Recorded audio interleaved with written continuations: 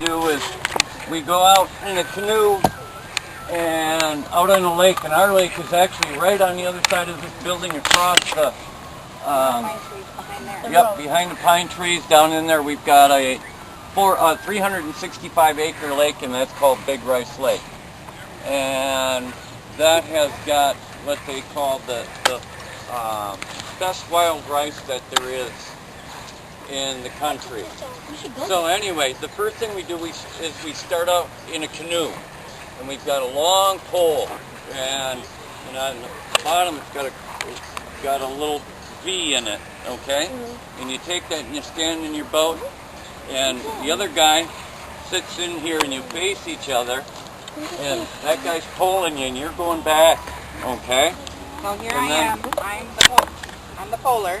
And so she's pulling me, moving me through the rice, and then I'm grabbing the rice with this, and I'm giving it a little knock. Oops, sorry there, honey. And then we pick it, okay? And this over here is some rice that we picked yesterday. And what we're doing here is we've got to first dry it out in the sun. Look at this, this is wet. You feel it's a little wet. Go ahead, pick them up. I'm going to throw it back on the mat. Okay? All we're doing. That historical marker. What's that? Why don't you tell them about the historical marker? Yeah, we've actually, right over here across the street is we've got a National Historic Marker, which they have those throughout the country, and they identify areas of historical significance to the United States. And the one here is the Battle of Mole Lake, which is here on the Chippewa Community Reservation here in Mole Lake, Wisconsin. And that's where the Ojibwe, which we are, battled with the Sioux for the wild rice beds, okay? Because this was the staple food of the tribe. This is what we're going to do is we're going to harvest, dry it, and then they would store it in birch bark containers to keep it through the winter time. So this is a grain similar to like oats and corn. I'm not going to say corn, but oats. And it's what they call the food that grows on water, or manuming. Okay? So anyway, we pick it, we dry it out in the sun for a few days. We'll bring it in at night so it doesn't get damp. Okay? And then this was part of their migration story too. This is where the prophecy told them to come to where the food grew on the water.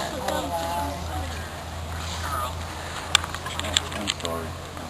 And that's why the Sioux wanted this area, because they wanted this wild rice.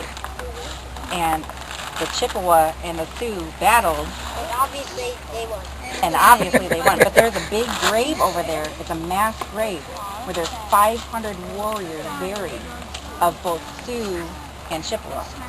We should go there. And then that hill that you see over here, you can't see it right now, but there's a hill. It's called Spirit Hill. And that's where the men... Guys, no. We don't do that. Okay, let's get you all back up over here. Let's get you back over here. Okay, come on over here. Come over here. We've got to parch it, which is roasting it, and it's taking, what it is doing is it's taking the moisture out of the rice to dry it out so that it can keep through the winter time. And so what we do there is, of course, you can see we've got an open fire, and all we do is we put a little handful in there, and then we just feed it over the fire, and you can see how, if you look at it here, you can see the color difference between this here. You see how it's getting nice and brown in there? And what that's doing is getting the moisture out of the kernel of rice. Is it actually good to eat? Excuse me? Is it good to eat? Yes, it is. It's very good to eat. As a matter of fact,